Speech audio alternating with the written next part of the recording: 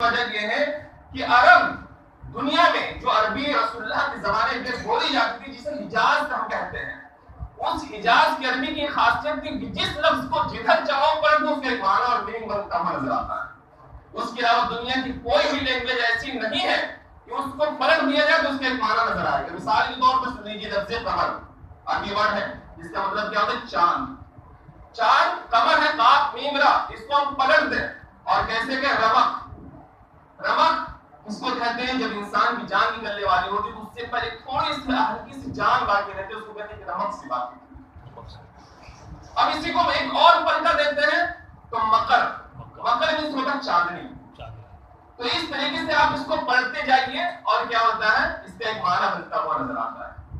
بہرحال ہم کہنا یہ چاہ رہے تھے کہ قرآن مقدس جب پوری دنیا کے سامنے آیا اور خاص عرب دنیا کے سامنے آیا تو اس میں جو کفار مشرکین تھے انہوں نے چیلنج کیا کہ نہیں، یہ محمد عربی صلی اللہ علیہ وسلم کا اپنا بنایا ہوا کلام ہے، حضور صلی اللہ علیہ وسلم پر نازل ہونے والا یہ اللہ کا کلام نہیں ہے۔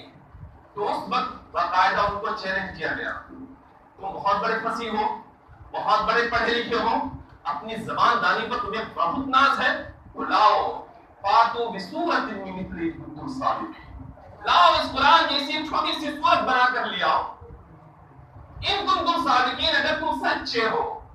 اور آگے قرآن فرماتا ہے فَإِن لَمْ تَفْعَلُوا وَلَن تَفْعَلُوا، اور اگر تم ایسا نہیں کر سکتے اور ہرگز نہیں کر سکتے، فَإِن لَمْ تَفْعَلُوا، اگر تم ایسا نہیں کر سکتے یعنی تم اس قرآن کی کوئی صورت نہیں بنا سکتے کیونکہ تو اللہ کا بنایا ہوا کلام ہے، تمہارے پاس کی طاقت ہی نہیں ہے، تو کہاں سے تم اس کو بنا سکتے ہو؟ فَإِن لَمْ تَفْعَلُوا، اگر تم ایسا نہیں کر سکتے، وَلَن تَفْعَلُوا، ہرگز نہیں کر سکتے، تو آگے قرآن کیا کہتا ہے فَإِن لَمْ تَفْعَلُوا وَلَن تَفْعَلُوا فَاتَّقُوا النَّارَ الَّتِي اُعِدَّتْ لِلْكَافِرِينَ، تو اس آگ سے ڈرو جو کافروں کے لیے تیار کی۔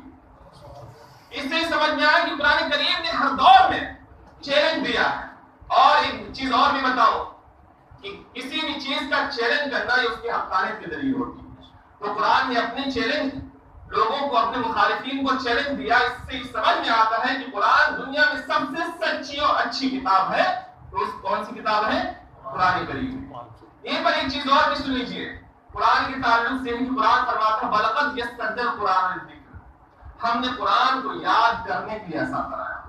آج ہمارے بہت سے لوگ ہیں جو کہتے ہیں کہ قرآن کو پڑھنا ضروری ہے اور سمجھ کے پڑھنا ضروری ہے، بالکل میں بھی اس کا قائل۔ کچھ کا کہنا ہے کہ نہیں بس قرآن پڑھتے رہو، سمجھنا ضروری نہیں۔ سمجھ میں آئی بات؟ حالانکہ یہ ہے کہ قرآن وہ کتاب ہے کہ جس کا دیکھنا ثواب سبحان اللہ، جس کا پڑھنا ثواب سبحان اللہ، اور اتنا ثواب حدیث شریف میں عام دنوں کے بارے میں، تو قرآن کا مہینہ ہے، رمضان کا مہینہ ہے، عام دنوں کے بارے میں فرمایا کہ اگر کوئی شخص قرآن کا ایک حرف پڑھتا ہے تو ایسی صورت میں اللہ تبارک و تعالیٰ اسے 10 دے کے عطا فرماتا ہے۔ اللہ کے رسول فرماتے ہیں الف لام میم، لا قول الف لام میم حرف بل الف حرف لام حرف میم حرف، یعنی میں یہ نہیں کہتا کہ الف لام میم ایک حرف ہے، بلکہ آقا فرماتے ہیں الف لام میم میں الف ایک حرف ہے، لام ایک حرف ہے، میم ایک حرف ہے۔ اس طرح سے اگر ہم نے الف لام میم کہہ دیا تو گویا ہم نے 3 حرف کی ادائیگی کر دیا، اور 3 کے حساب سے ہمیں عام دنوں میں 30 لے کیا، اور سبحان اللہ رمضان مبارک میں 1 کے بدلے 70 لے کے ہمارا اللہ فرماتا ہے۔ تو سمجھ میں آیا کہ قرآن کریم کی تلاوت بہت ہی باعث سعادت اور باعث خیر و برکت ہے۔ تو قرآن شریف دیکھ کر پڑھنا، یاد کرنا، اور اسی طریقے سے اس کے معنی مفاہیم کو سمجھنا بھی ضروری ہے۔ لیکن عام طور سے لوگ کہتے ہیں کہ نہیں، قرآن کو بس کسی کی گائیڈ کی ضرورت نہیں، اس لیے کہ اللہ نے قرآن کو آسان کر دیا ہے سمجھنے کے لیے، نہ کسی عالم کی ضرورت ہے، نہ کسی مولوی کی ضرورت ہے، نہ کسی مبلغ کی ضرورت ہے، نہ کسی گائیڈ کی ضرورت ہے۔ میرے بھائی آپ سمپل سی آپ ایک بات سمجھ لیجئے، دنیا میں ہم چھوٹی سے چھوٹی بک پڑھتے ہیں تو کسی گائیڈر کی ضرورت ہوتی کہ نہیں؟ کسی رہنمائی کرنے والے کی ضرورت ہوتی کہ نہیں؟ تو بتائیے جب دنیا میں چھوٹی سے چھوٹی کتاب کسی گائیڈر کی ضرورت ہوتی ہے، کسی رہنمائی کرنے والے کی ضرورت ہوتی ہے، تو کیا قرآن جو اللہ کی سب سے محترم نشان کتاب ہے، کیا اس کتاب کو پڑھنے کے لیے ہمیں کسی کی رہنمائی کی ضرورت نہیں ہے، کسی کی مدد کی ضرورت نہیں ہے؟ پھر یہ کہنا کہ قرآن کو سمجھنے کے لیے آسان کر دیا، اس کی وجہ سے کسی مولوی مولانا کی ضرورت نہیں قرآن سمجھنے کے لیے۔ سوچو جب دنیا کی کتاب کسی رہنمائی کے بغیر نہیں پڑھی جا سکتی تو قرآن کسی کی رہنمائی کے بغیر ہم کیسے پڑھ سکتے ہیں؟ خود قرآن کریم نے ہمیں فرمایا القرآن للذکر، بلا شبہ ہم نے قرآن کو یاد کرنے کے لیے آسان بنایا، سمجھنے کے لیے نہیں. کس کے لیے؟ یاد کرنے کے لیے. اگر سمجھنے اتنا ہی آسان ہوتا جتنا کہ لوگوں نے سمجھ لیا ہے تو صحیح معنوں میں رسول اللہ کی بارگاہ میں صحابہ نہیں آتے کہ اللہ کے رسول کا مطلب کیا ہے، اس آیت کا کیا مطلب ہے، اس لفظ کا کیا مطلب ہے. صحابہ کا اختلاف نہیں ہوتا کہ اس لفظ کا یہ مطلب ہے، اس لفظ کا یہ معنی ہے، اس کی یہ میننگ ہے. اس کا مطلب یہ ہوا کہ قرآن کو یاد کرنا آسان ہے، اور یاد کرنا تو اتنا آسان ہے کہ آپ سن لیجئے. معروف عالم دین حضرت علامہ سید نعیم الدین مراد آبادی رحمۃ اللہ علیہ، جو اعلیٰ حضرت رحمۃ اللہ تعالیٰ علیہ کے خلیفہ تھے اور بہت بڑے عالم دین ہیں. قرآن پاک پر باقاعدہ جو پوری دنیا میں سب سے اچھا اردو کا ترجمہ جو پڑھا اور پڑھایا جاتا ہے وہ ترجمہ کنز ایمان. پوری دنیا میں سب سے بڑی یونیورسٹی مسلمانوں کی جامعہ ازہر مصر ہے. جامعہ ازہر مصر میں باقاعدہ جس کتاب پر، جس قرآن پاک پر ریسرچ کیا گیا تو وہ قرآن صرف اور صرف کیا تھا ترجمہ کنز ایمان.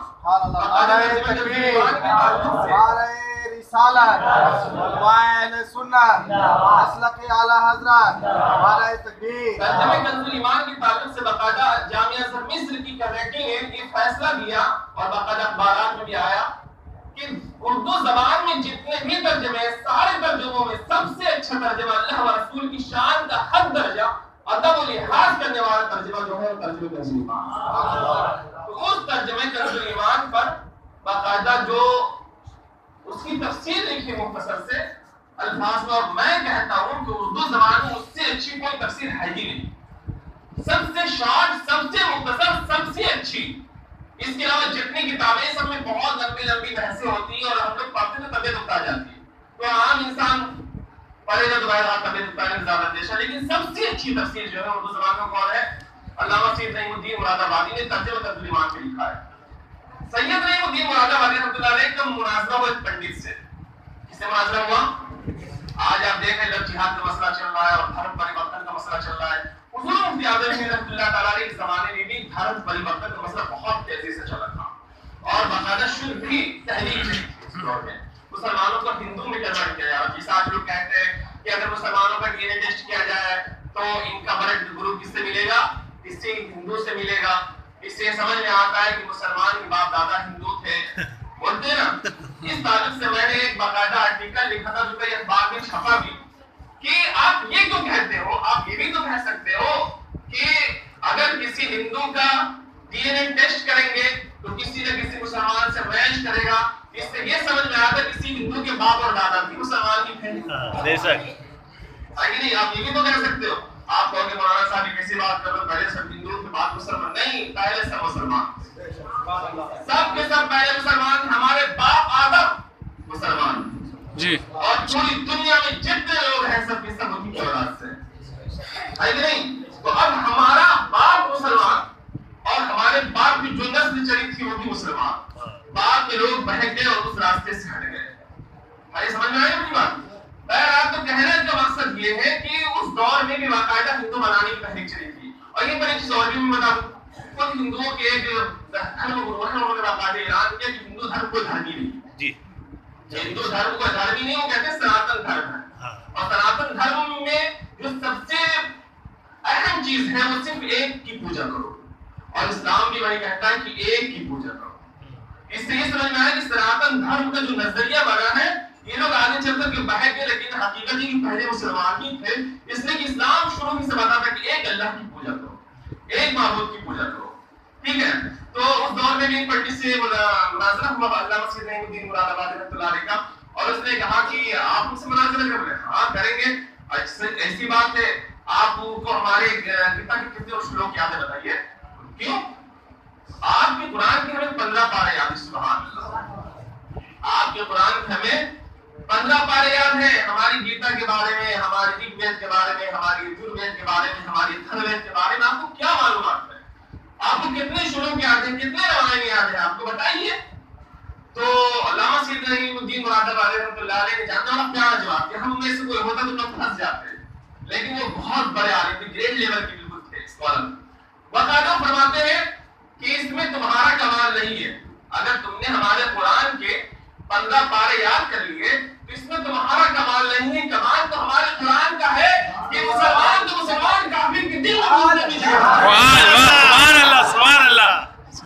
تو یہ قرآن کا کمال ہے. تو دیکھیے اللہ نے کتنا آسان کیا. میں نے کیا بتایا تو وَلَقَدْ يَسَّرْنَا الْقُرْآنَ. ہم نے قرآن کی یاد کرنے کے لیے آسان بنایا کہ اتنا آسان کہ مسلمان کافر بھی اگر قرآن کو یاد کرنا چاہے تو اللہ نے اس کے بھی سینے میں قرآن کی جگہ دے دی ہے. بہرحال کہنے کا مقصد یہ ہے کہ آج اور آپ قرآن کی محفل میں حاضر ہیں. یہ قرآن کا میسج اور پیغام کیا ہے؟ قرآن کا سب سے بڑا میسج اور سب سے بڑا پیغام یہ ہے اللہ کی وحدانیت. کیا ہے اللہ کی وحدانیت. اس کے بعد میں کیا ہے؟ رسول کی رسالت. کیا ہے؟ اللہ کی وحدانیت اور رسول کی رسالت. پورا قرآن اٹھا کے دیکھ لیجیے, پورے قرآن میں سب سے 3 چیز ملیں گی آپ کو. کتنی چیزیں؟ 3 چیز. پورے قرآن کو 3 خانوں میں مفسرین نے بانٹا ہے. پہلی چیز اللہ کی وحدانیت, اللہ کی وحدانیت. دوسری چیز کیا ہے؟ احکام شرع جس میں کرنے کا حکم ہے اور نہیں کرنے کا حکم ہے. امر اور نہیں, امر اور نہیں, یعنی یہ کرو اور یہ نہیں کرو. یہ دوسرا ڈپارٹمنٹ ہے. اور تیسرا حصہ قرآن کا وہ ہے جس میں قصص اور واقعات بیان کیے گئے. مثلا آدم علیہ السلام کی جنت میں کیسے تھے, حضرت عیسیٰ علیہ السلام اس دنیا سے کیسے تشریف لے گئے, موسیٰ علیہ السلام کے زمانے میں کیا حادثات ہوئے, یوسف علیہ السلام کو کس طریقے سے آزمائش میں اللہ نے ڈالا, اور حضور صلی اللہ علیہ وسلم کو کس طریقے سے اللہ کے رسول صلی اللہ علیہ وسلم یعنی ہم سب کے حضور صلی اللہ علیہ وسلم کو کس طریقے سے شب معراج وغیرہ وغیرہ. تو اس طریقے سے بہت سی چیزیں قرآن میں. تو پورے قرآن کو کتنے خانوں میں بانٹا گیا ہے؟ 3 خانوں میں. اور سب سے اہم جو چیز ہے وہ کیا ہے؟ اللہ کی وحدانیت. اللہ کی وحدانیت یہ ہے کہ رب تبارک و تعالیٰ نے ارشاد فرمایا وَقَضَىٰ رَبُّكَ أَلَّا تَعْبُدُوا إِلَّا إِيَّاهُ. تمہارے رب کا حکم ہے, تمہارے رب کا فیصلہ ہے, تمہارے رب کا ججمنٹ ہے کہ صرف اور صرف اسی اللہ کی عبادت کرو. اللہ تعبدوا إِلَّا إِيَّاهُ, اپنی عبادت نہ کرو مگر صرف اور صرف اسی ایک کی. اب اللہ نے جگہ جگہ فرمایا کہ تم اللہ کی عبادت کرو. اب اللہ نے ہم پر کیا چیزیں عائد کی, کیا چیز ہم پر ضروری کیا. اچھا یہیں پر ایک چیز اور بھی بتا دیں, اللہ نے ہم سب کو پیدا کیا اس دنیا میں. پیدا نہیں ہوئے تھے, بغیر پیدا تو آ گئے نا جی بے شک. پیدا کی جبھی تو ہم لوگ آئے. جی. اچھا اس میں کتنے لوگ بغیر پیدا ہونے والے ہیں بتائیے تو. ہاں تو نہیں ہے نا, سب پیدا ہوئے تبھی آئے. سب کسی نہ کسی ذریعے اور وسیلے ہی سے آئے. الحمدللہ آپ لوگ دنیا میں بھی وسیلے اور آخرت میں بھی وسیلے والے. دنیا میں بھی وسیلے ہی سے آئے اور آخرت میں بھی انشاءاللہ رسول اللہ کا وسیلہ رہے گا کہ انشاءاللہ الرحمن بیڑا پار ہے. شاعر کہتا ہے یا رسول اللہ کے نعرے سے ہم کو پیار ہے, اور جس نے یہ نعرہ لگایا اس کا بیڑا پار ہے. اور کسی کی جے وجے ہم کیوں پکاریں, کیا غرض ہم کو ہے کا بھی یہ سید اپنا نعرہ یا رسول اللہ. وہ سج پر ہاتھ اٹھا کے کہے یا رسول اللہ. اللہ تبارک و تعالی ہمارے ہاتھوں کو سلامت رکھے. آمین. میرے بھائی, ہم آپ کو بہت مختصر لفظ میں چند باتیں بتا کر کے اپنی بات کو ختم کر لیں گے. ہم اور آپ اس دنیا میں آئے, ہمارے دنیا میں آنے کا مقصد کیا ہے؟ اللہ نے فرمایا اللہ کی وحدانیت سب سے بڑی چیز ہے, اس کو ذہن میں رکھیں گے. اب ہم دوسری طرف آتے ہیں کہ ہم اور آپ دنیا میں آئے, ہمارے آنے کا مقصد کیا ہے؟ کیوں اللہ نے ہمیں آپ کو پیدا کیا؟ قرآن کریم ارشاد فرماتا ہے کیا انسان نے یہ سمجھ رکھا ہے کہ اس کو بیکار پیدا کیا؟ افحسبتم انما خلقناکم بسا, اے لوگوں کیا تم نے یہ سمجھ رکھا ہے کہ ہم نے تم کو بیکار پیدا کیا؟ ظاہر سی بات ہے دنیا میں کوئی بھی آدمی فالتو کوئی کام نہیں کرتا. جو بھی انٹیلیجنٹ ہوتا ہے تھوڑا سا سینس رکھتا ہے, عقل مند ہوتا ہے, دانشور ہوتا ہے کہ نہیں, کوئی کام بیکار فالتو نہیں کرتا. تو اب بتاؤ دنیا میں ایک اچھا انسان فالتو اور بیکار کام نہیں کرتا. خود عربی کا شاعر, عربی کا ایک مشہور محاورہ بھی ہے کہ فعل الحکیم لا یخلو من حکمت, کہ عقل مند کا کوئی بھی کام ان میں سے خالی نہیں ہوتا. ابھی شاعر اسلام صاحب نے بتائی کتنی اچھی عقل مندی لگائی اور آپ لوگ کی جیب خالی کروا دی ہے کہ نہیں. عقل مند کا کوئی بھی کام ہمت سے خالی نہیں ہوتا. آپ لوگ یہاں پہ بیٹھے ہو تو فالتو میں نہیں بیٹھے ہو, دین کی باتیں سن رہے ہو. ہمارے صاحب بھائی جو اتنا بڑا سنگھرش ہے آپ لوگوں کے ساتھ مل کر کے, فالتو میں نہیں. آپ لوگ کو لگ رہا ہے فالتو میں نہیں, سمجھنے کتنا فائدہ اس میں. دنیا میں کوئی بھی آدمی کوئی کام کر رہا ہے, ہمارے مبلغین کہاں سے چل کر کے آپ کی مسجد کے امام صاحب بھی چل کر کے آئے, یہ لوگ آئے اللہ رسول کی باتیں سننے کے لیے, سمجھنے کا کتنا فائدہ. تو کوئی بھی عقل مند فالتو نہیں کرتا. تو آپ بتاؤ جب ایک عام انسان فالتو نہیں کرتا تو اللہ تبارک و تعالیٰ نے ہمیں اور آپ کو پیدا کر کے کیسے فالتو کام کیا؟ ہمارے آپ کو پیدا کرنے کا کوئی مقصد ہوگا کہ نہیں؟ کیا مقصد ہے؟ اللہ رب العزت نے قرآن پاک میں فرمایا ما خلقت الجن والانس الا لیعبدون, میں نے جنات اور انسانوں کو صرف اور صرف اپنی عبادت کے لیے پیدا کیا. جی بے شک, صرف اور صرف اپنی عبادت. آپ ایک چیز غور کر لیجئے, اگر اللہ چاہتا تو پوری دنیا اللہ کی عبادت کرتی ہے. اور صحیح بات بھی یہ ہے، قرآن فرماتا ہے یسبح للہ ما فی السماوات وما فی الارض، کہ آسمان اور زمین میں جتنی چیزیں ہیں ہر کوئی اللہ کی تسبیح اور اس کی پاکی بیان کرتی ہے، ہر کوئی اللہ کی کبریائی بیان کرتی ہے، ہر کوئی اللہ کا ذکر کرتی ہے. لیکن اللہ نے اسپیشل انسان اور جنات کا بھی ذکر کیا، اس لیے کہ پوری دنیا یہ انسان اور جناتوں کے لیے بنائی گئی ہے، اور انسان اور جنات اللہ کی عبادت کے لیے بنایا. اب اللہ نے ہمیں اور آپ کو اپنی عبادت کے لیے بنایا. بہت کم وقت میں ہم اپنی بات کہہ کے گزر جائیں گے. اب آپ ایک سوچئے، کوئی بھی چیز ہوتی ہے، میں نے عرض کیا نا مقصد کے تحت ہوتی ہے، مقصد سے وہ چیز ہٹتی ہے تو اس چیز کے وقت اس کی اہمیت اور اس کا دائرہ سر ختم ہوتا جاتا ہے. مثال کے طور پر یہاں 10 دن تک بھیڑ لگی، کہے کے لیے لگی، آپ کہیں وہاں سے تراویح پڑھنے کے لیے، قرآن سننے کے لیے، دعاؤں میں شامل ہونے کے لیے، قرآن کی مختصر سی تفسیر سننے کے لیے ہم یہاں پر چل کر کے آئے. اس طریقے سے آپ کے آنے کے مقصد ہے. جس دن یہ مقصد ختم ہو جائے گا، یہاں تراویح کا سسٹم ختم ہو جائے گا، آپ کے پاس اتنا ٹائم نہیں ہوگا کہ آپ یہاں چل کر کے آئیے گا. جس دن یہاں تفسیر کا پروگرام ختم ہو جائے گا، آپ کے پاس اتنا وقت نہیں ہوگا کہ آپ یہاں بیٹھیے گا. کہنے کا مقصد یہ ہے کہ جو چیز مقصد کے تحت ہوتی ہے، جب تک وہ چیز مقصد کام میں رہتا ہے اس وقت تک وہ چیز رہتی ہے. جب مقصد ختم ہوتا ہے تو اسی وقت وہ چیز بھی ختم ہو جاتی ہے. بلا تشریح و تفسیر ایسے سمجھیے کہ اللہ نے ہم انسان اور جنات کو اس دنیا میں پیدا کیا، پیدا کرنے کا مقصد اللہ کی عبادت تھی. اب آپ بتائیے، یہ مسلمان جب اپنے مقصد سے ہٹ گیا تو مارا کون جائے گا، کاٹا کون جائے گا، تباہ کون کیا جائے گا؟ پوری دنیا میں آج ہم کہتے ہیں کہ مسلمان مارا جا رہا ہے، مسلمان کاٹا جا رہا ہے، مسلمان تباہ کیا جا رہا ہے. لیکن میرے بھائی، ڈاکٹر اقبال نے بہت پہلے کہا تھا کہ شور ہے ہو گئے دنیا سے مسلمان آبود. اب یہ کہتے ہیں کہ میں بھی کہیں مسلم موجود، ارے وضع میں تم ہو نصارا تو تمدن میں خلود. یہ مسلمان ہیں جنہیں دیکھ کے شرمائے یہود، اور تم تو سنجد بھی ہو، مرزا بھی ہو، سبحان اللہ، مسلمان بھی ہو.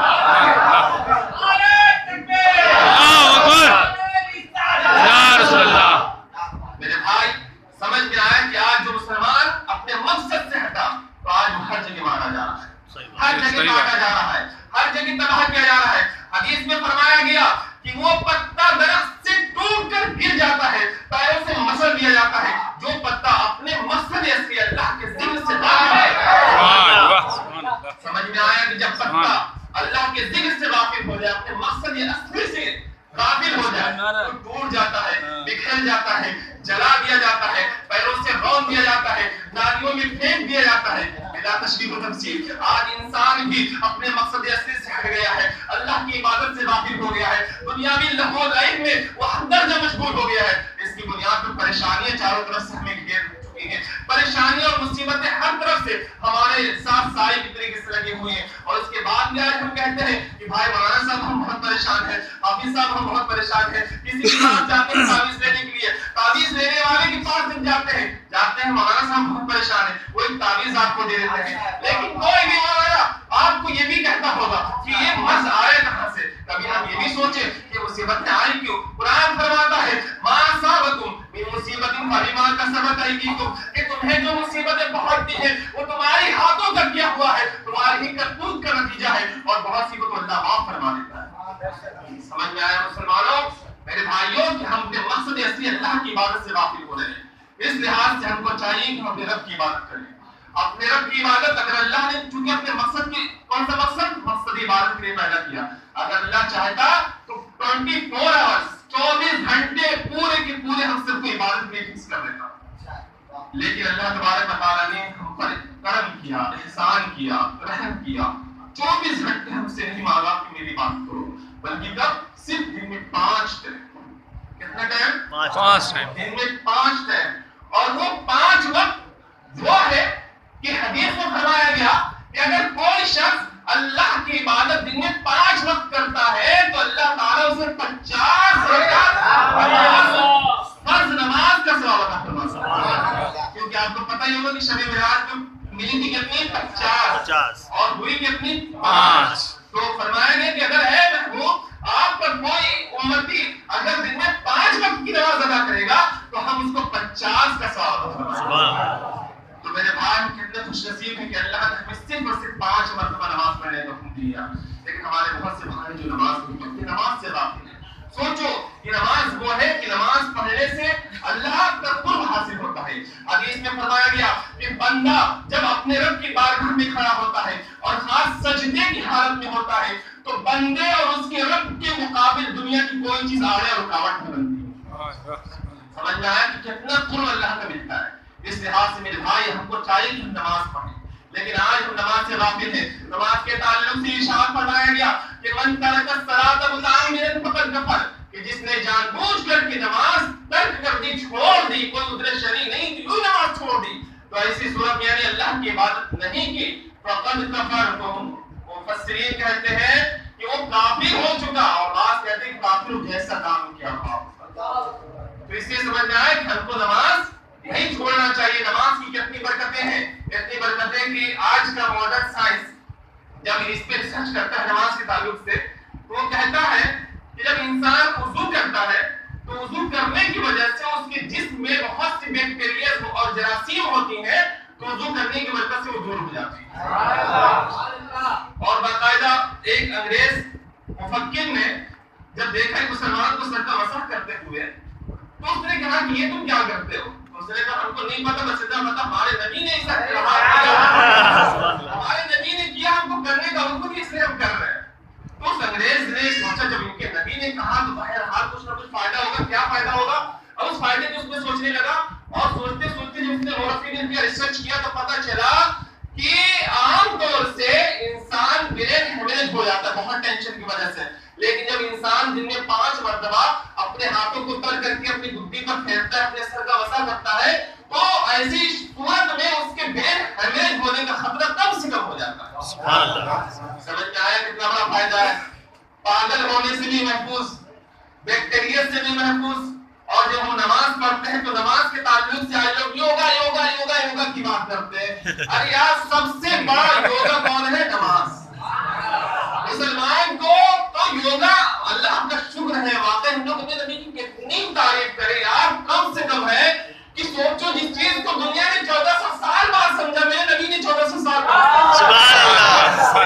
آج دنیا کہتی ہے انٹرنیشنل لیول پر یوگا بناتے ہیں. یار تم آج جاگے ہو، میرے نبی نے 1400 سال پہلے بتا دیا تھا. مسلمان رات میں نماز پڑھے، مسلمان صبح میں نماز پڑھے، مسلمان ظہر میں نماز پڑھے، مسلمان عصر میں نماز پڑھے، مسلمان مغرب میں نماز پڑھے، عشاء میں نماز. سوچیے کتنا اچھا یوگا، یہ جسمانی ورزش ہے کہ نہیں، کتنا بڑا فائدہ ہے. اور اس کے علاوہ نماز کا فائدہ یہ بھی ہے کہ جب انسان سجدے میں جاتا ہے تو جاپان کی کچھ ڈاکٹروں نے ریسرچ کیا تھا کہ باقاعدہ انسان کی کڈنی، جو کڈنی کی پرابلمس ہوتی ہیں، کیٹینائن وغیرہ بڑھ جاتا ہے، کڈنی پرابلم ڈائیوٹ ہو جاتی ہے. تو ایسی صورت میں جاپان کے ڈاکٹروں کا ایک ریسرچ میں نے پڑھا تھا، تو ان کا کہنا یہ ہے کہ کڈنی کا مریض جب یوں ہی لیٹ کے رہتا تو جتنا اس کو آرام ملتا اس سے کہیں زیادہ اس کو آرام اس وقت ملتا ہے جب وہ نماز کی حالت میں اپنا سر سجدے میں رکھتا ہے. سوچیے سبحان اللہ کتنا فائدہ ہے. اس کے علاوہ ہمارے گھٹنوں میں جوڑوں کا جو درد ہوتا ہے، آج کا سائنسدان یہ کہتا ہے، آج کے ماہر تجربہ کار ڈاکٹر یہ کہتے ہیں کہ باقاعدہ اگر تم نماز پڑھو گے تو جوڑوں کی درد سے محفوظ رہو گے. اس کے علاوہ نماز سے ایک سب سے بڑا بینیفٹ ہم آپ کو ایک اور چیز بتا دیں. میں بلکہ کلکتہ ہی آ رہا تھا تو ٹرین میں کیا ہوا کہ میرا موبائل ملٹی میڈیا، آج سے کچھ سال پہلے کی بات ہے، ملٹی میڈیا سے میں وہ کچھ ویڈیو بنا رہا تھا، باقاعدہ پل بریج وغیرہ ہوتی ہے نا، تو بنارس سے جب نکلا تو وہاں پہ راستے میں ایک دریا پڑتا ہے، اس میں کشتی وغیرہ چل رہی تھی، شام کا وقت بڑا اچھا سہانا لگ رہا تھا. تو ہم نے کیا کیا، باقاعدہ ایک ویڈیو بنانا شروع کیا. جیسی ویڈیو بنانا شروع کیا فوراً ہی وہاں برج کے اوپر ایک آدمی یا کوئی کھڑا ہوا تھا، وہ دیکھ لیا، نشانہ سار لیا، اور جیسے اس کی قریب میں پہنچا اس نے ہاتھ مارا تو کیا ہوا، میرے ہاتھ میں موبائل چھوڑ لگی اور موبائل نیچے گر گیا. اب ملٹی میڈیا سے آج سے 4-5 سال پہلے سوچیے اہمیت تو دی گی نہیں. اور اس کے بعد میں تھوڑی دیر کے لیے ہوا، اس کے بعد نارمل ہو گیا. تو میرے ساتھ ایک ڈاکٹر بیٹھا جو ہم کہنا چاہ رہے ہیں کہ وہ ڈاکٹر بیٹھا تو ڈاکٹر کہہ رہا ہے کہ ارے آپ کا ملٹی میڈیا سیٹ گر گیا اور آپ کو کچھ ہوا ہی نہیں. میں نے کر کے کرتا کیا، جو چلا گیا. وہ کہتا جانتے کیا کہتا ہے کہ آپ کے اندر اگر میرے ساتھ یہ معاملہ ہوتا تو میرا ہارٹ اٹیک ہو جاتا، لیکن آپ چونکہ نماز پڑھتے ہو اس کی برکت سے آپ کا دل محفوظ ہے. پتہ یہ چلا کہ اگر ہم نماز پڑھتے تو ہمارا دماغ بھی فریش، ہمارا دل بھی فریش، ہمارا جسم بھی فریش. بہت فائدے ہیں جو اللہ نے اپنی وحدانیت میں رکھا. अब हम लोगों का ये फर्ज बनता है कि जो चीज दीनी और दुनिया में हर लिहाज से अच्छा चीज तो कितने लोग हैं हमारे भाई जो आज ये वादा कर ले कि हम और आप मिल करके इंशाअल्लाह रहमान कहीं भी रहेंगे, कोई भी नमाज नहीं छोड़ेंगे इंशाअल्लाह। तो कितने लोग हैं हाथ उठाएं जो नमाज की पाबंदी करेंगे? माशाअल्लाह सब लोगों की नियत है ना? अरे भाई सब लोगों की नियत है।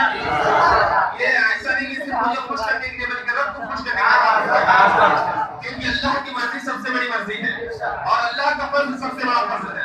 तो हम ये इरादा कर ले कि इंशाअल्लाह रहमान कहीं भी हम रहेंगे हम नमाज पढ़ेंगे इंशाअल्लाह रहमान, कहीं नहीं। अल्लाह रब्बुल इज्जत की बारगाह में दुआ है कि परवरदिगार हम सबको सही मानों में नमाज पढ़ने वाला बना दे। और मेरे भाई अगर हमने नियत कर ली और अल्लाह का करम हुआ, यकीनन हमारी अच्छी नियत के सबके अल्लाह हमें जरूर अजर अता फरमाएगा। और आखिरी वक्त में हम सब लोगों का शुक्रिया अदा करेंगे और खास हमारे साहिब भाई का कि जिनकी बड़ी खिदमतें रही, बड़ी कुर्बानियां रही। इतने दिन मैं रहा मुझे बिल्कुल एहसास नहीं हुआ।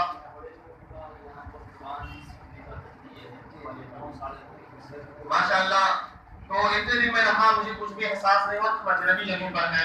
हर तरह उन्होंने मेरा ख्याल रखा हम सब की तरफ से। आप सब कुछ आप लोग भी इसके हिसाबमंद है कि नहीं? अल्लाह के रसूल ने इरशाद फरमाया कि जिसने लोगों का शुक्रिया अदा नहीं किया, वल्लम यशकुर नास का बिस्मिल्लाह, जिसने लोगों का शुक्रिया अदा किया उसने अल्लाह का शुक्रिया अदा किया। तो हम फर्ज बनता है कि जो हमारे मुहस्सिन हैं उनका शुक्रिया अदा करें और इनके लिए और आप सब के लिए दुआ करते हैं कि अल्लाह तबारक तआला दारैन की जुमला साथ नसीब फरमाए। आमीन आमीन। कि हमारे साहिब भाई के इंतजाम के जरिए जो दावत इस्लामी का यहाँ पर बच्चों का छोटे-छोटे नन्हे मुन्ने मदनी बच्चे जो अपनी 100 की तादाद में यहाँ पढ़ते हैं, आपको मालूम है, तो आप कोशिश कीजिए कि अपने ज्यादा बच्चों के यहाँ भेजिए ताकि उन बच्चों का कुरान सही हो सके और बच्चे कुरान पढ़ सके। और बच्चे जब कुरान पढ़ता है उसका क्या फायदा होता है? सुना दे कि आइंदा साल आएंगे तब सुनाएंगे। चलिए आइंदा साल आएंगे तब आपको सुनाएंगे कुरान पढ़ने का फायदा क्या है। अल्लाह तबारक तआला हम सबको सेहत और सलामती अता फरमाए।